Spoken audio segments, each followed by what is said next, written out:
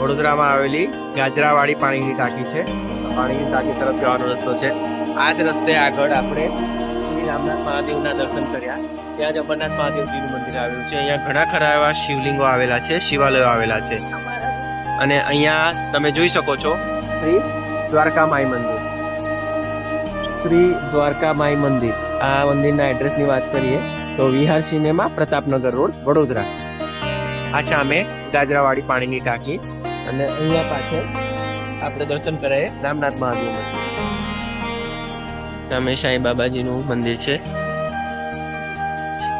શ્રી સાંઈ બાબા દ્વારકા યુવક મંડળ 26/3/2026 ગુરુવારે રોજનું બટુક ભોજન દર્શાવવામાં આવ્યું.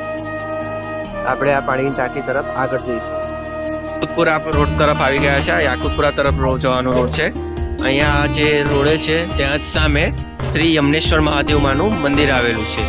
શ્રી યમનેશ્વર મહાદેવ મંદિર કહેવાય છે કે આ મંદિર ઘણું પૌરાણિક છે. લગભગ 700 વર્ષ જૂનું અંદાજિત લોકોનું કહેવું છે. અત્યારે સાંજનો સમય થયો હોય, મંદિરમાં લાઇટો ઝગમગી રહી છે. 700 વર્ષ જૂનો આ મંદિરનો ઇતિહાસ વર્ણવવામાં આવેલો છે.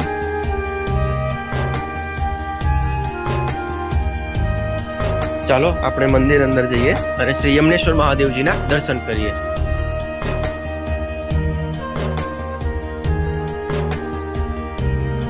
શ્રી યમનેશ્વર મહાદેવ 17/4/24 શુક્રવારના અમાસ નિમિત્તે ભૈરવ આરતી કરવામાં આવશે સવારે 6 કલાકે.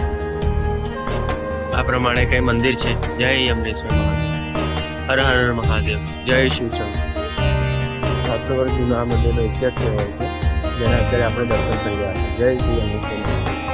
હર હર મહાદેવ. જય શિવશંકર. જય મા. આટલું બધો ખુલ્લો વિસ્તાર છે, બેસવાની વ્યવસ્થા છે અને આ સામે મંદિર છે.